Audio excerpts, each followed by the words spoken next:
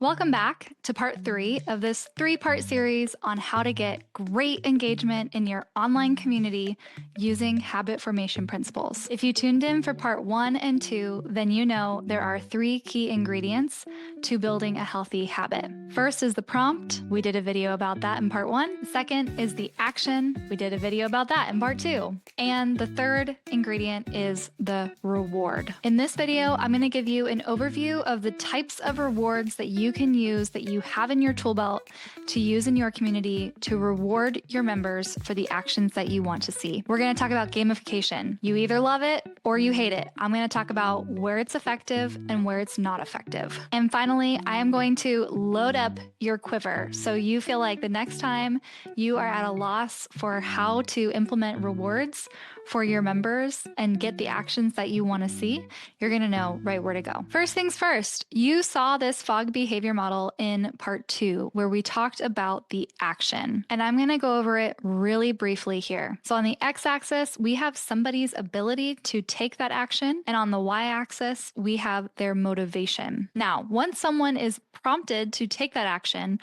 where that action falls on this graph is actually really important, because if it is to the right of this green action line, that means it's likely to happen.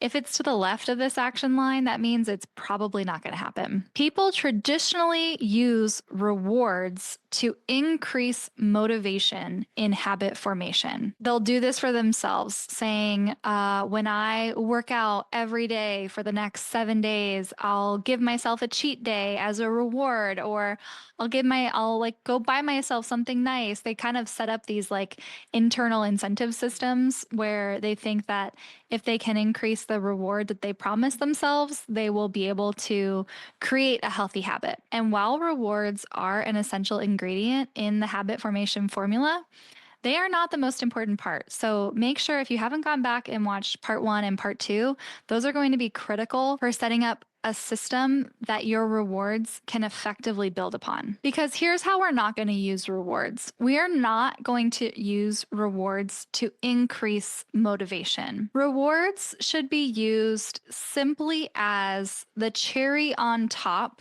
that keeps your members coming back to the prompt to take the action time and time again. We're not just interested in getting people to do a specific action one time in your community. To build lasting engagement, we need people to not just take singular occurrence actions, we need them to build habits. And designing an environment that is conducive to healthy environments is so much more about the prompts and the specific actions that you are supporting in your community than a million rewards that you could shell out. But it doesn't mean that they're not helpful. So let's dig in. I have a deep background in the direct sales industry where people are incentivized for representing a brand or selling a product and earning commission for their sales. Direct sales is actually really fundamental community building, because you're essentially building a community of salespeople. And what shocked me year after year after year in this environment where people are legitimately earning their entire income, the number one incentive for direct sellers is, can you guess what it is? It's recognition. And this is from people who are earning their full-time salary doing this work. And what is more important to them than the financial reward is the recognition that they receive from the company and from their peers. I don't just want to talk about rewards, and I'm actually, from here on out, always going to refer to it as rewards and recognition, because recognition is so central to the rewards system in your community that it merits being recognized every single time, so we don't forget. But there's different types of rewards, and there's lots of different types of recognition, which we're going to get into. So first, we have to decide what we are rewarding for. And this is me talking about actions, which was in video part 2. First, we can reward for quantity. So how many posts did this person make in your community?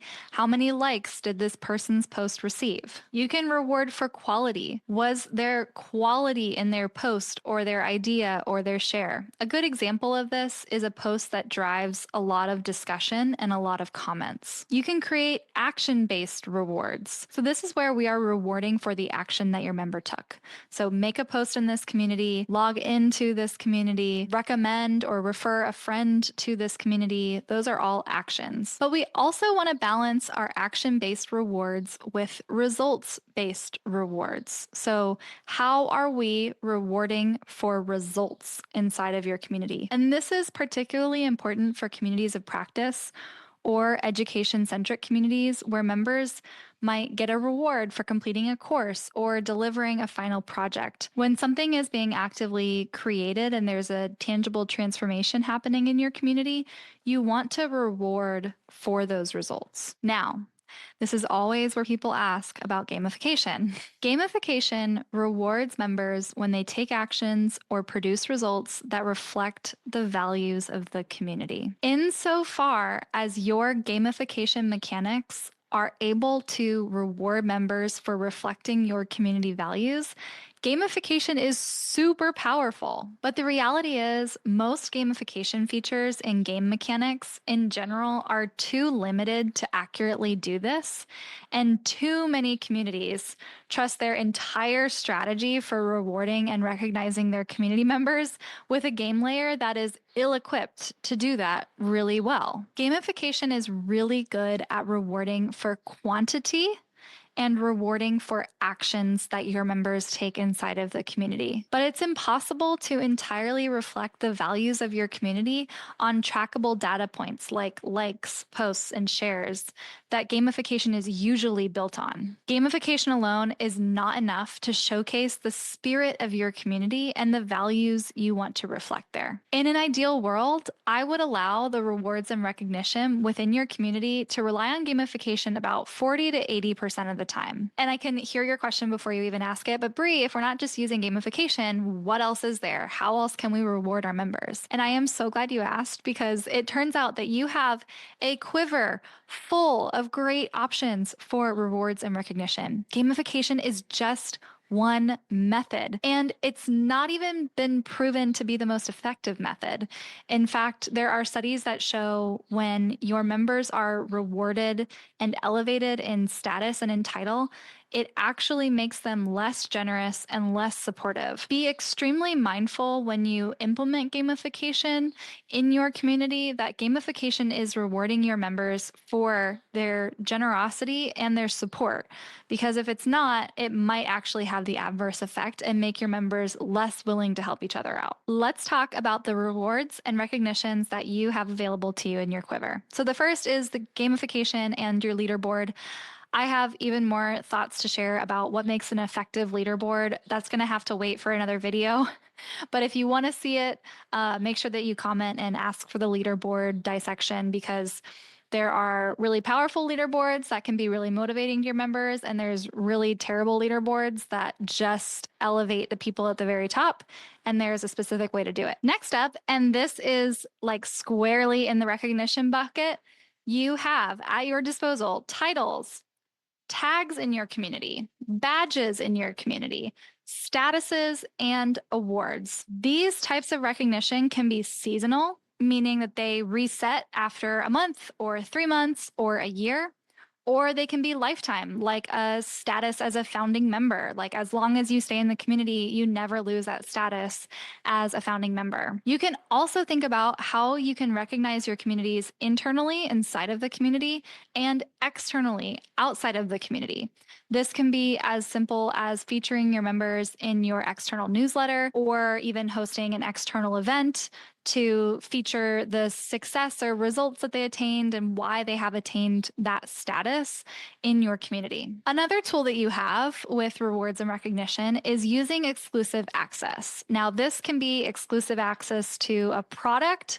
I've seen brands do product collabs, and only the people at the very top of their community and at a certain status even have like access to, they can buy it, or you can even give it to them for free.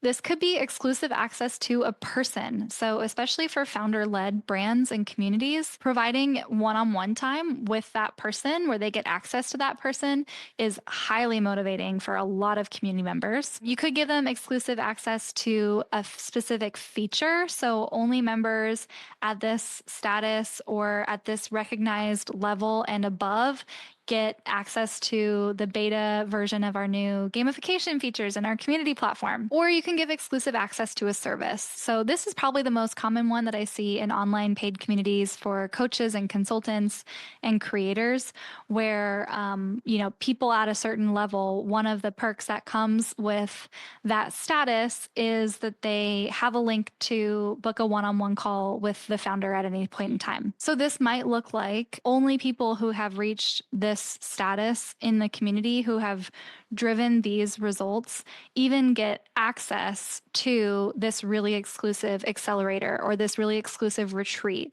or this exclusive mastermind or this group of people who are gathering at this like kind of elevated level. Fourth, we have free products, services, or even trips. So experiences, being able to earn your ticket to your community summit, being able to earn a free ticket to your community retreat. We did an all expenses paid trip to Uganda to meet the makers of our products way back when I built my first community. These can be highly incentivizing for your members. Next is swag or product. Now, I'm not a huge fan of these. I personally don't find it super incentivizing, but sometimes when your swag is really cool, people and your community is kind of cult-like and there's like a really strong brand behind it, throwing in some swag as a reward for results-based rewards, or maybe like really consistent actions that someone has showed up like again and again and again. Using swag as like a method for recognition is where it's really powerful. Using swag as like a cheap item that you can throw at someone is like less incentivizing. So swag is especially powerful when it is tied to that title or the status of your members in the community. And then finally, I put this last, and that's financial reward. You can always incentivize your members, for example, referral programs. When they refer a new member to your community, they can get a commission on that member's membership. Financial reward is real, but it is, read my lips, not the most incentivizing. People are going to share about your community because it has created a remarkable transformation in their life. They're not going to share about it because this is like their new main income stream. It's a nice thank you on top, but it is not the main reason why someone takes that action.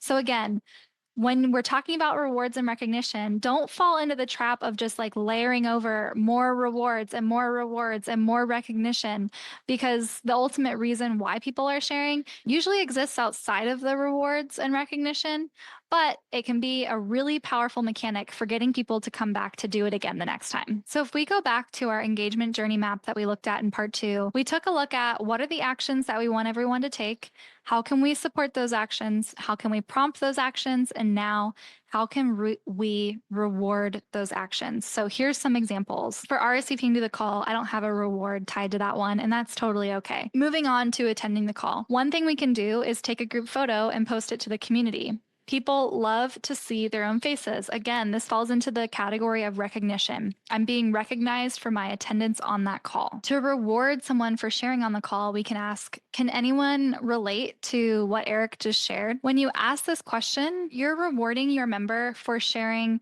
bravely or perhaps vulnerably by drawing connection and belonging to other members. As a reward for volunteering an idea on a call, when you implement that idea, give that person credit, tag them, tell them and express gratitude for them being willing to share that idea in the first place. And as a reward for someone leading a call in your community, you can feature them in your Leadership Hall of Fame or whatever fun, jazzy title you come up with, something that features them as an expert in your community and highlights their expertise. I have one other soapbox to go off on before you go off and build your rewards and recognition system. And that is, should rewards and recognition be transparent or should they be secret and hidden? And there's two schools of thought here, especially when it comes to gamification. Some people believe your gamification mechanics should be hidden, that people shouldn't know how points are awarded because they will try to game the system. They do this to try to protect the spirit of the community. But I think your gamification only needs to be hidden if it's a poor incentive model. If your gamification is designed to reward people for being generous and posting really thoughtful comments, I absolutely want them to know here is how you earn more points in this community. If my gamification is accurately set up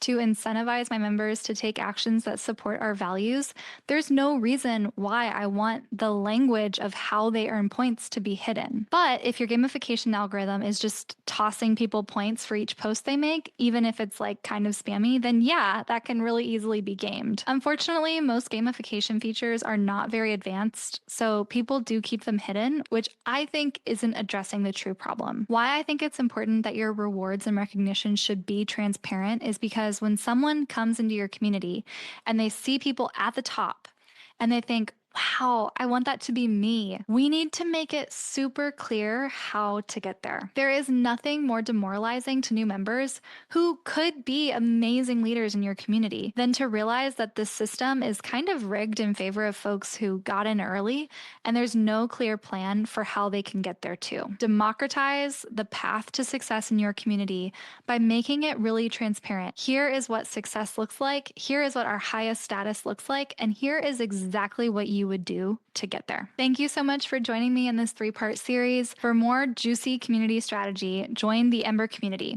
where we support coaches, consultants, and creators in building thriving online paid communities. And don't forget to like and subscribe because we have new videos dropping all the time.